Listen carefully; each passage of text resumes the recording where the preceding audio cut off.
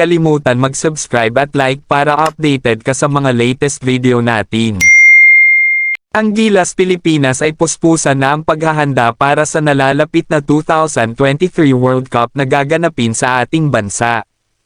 Ang Gilas ay may kasalukuyang 16-man pool para sa kanilang training at maaari itong mabawasan sa mga susunod na araw at matira ang 12 players na maglalaro sa World Cup.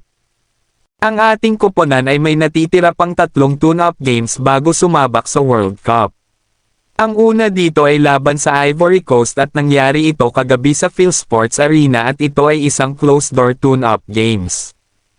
Ang Ivory Coast ay nasa Group G na maglalaro sa Jakarta, Indonesia. Ang tune-up game laban sa Ivory Coast ay maganda para sa ating koponan dahil ang Angola na makakalaban natin sa World Cup ay same playstyle ng Ivory Coast.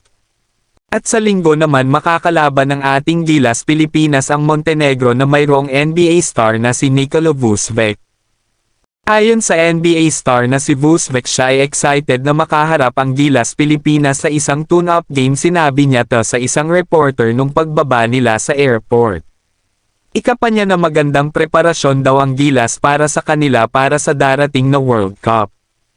Dagdag pa ni Vucevic, ang isa pang bagay na nagpapa-excite sa kanya para sa tune-up game na laban sa Gilas ay ang makaharap muli ang fellow NBA star na si Jordan Clarkson.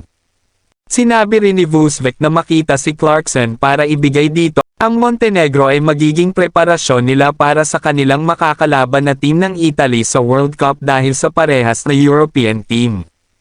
At ang huling makakalaban ng Gilas Pilipinas sa tune-up game ay ang Mexico at ito ay sa Lunes.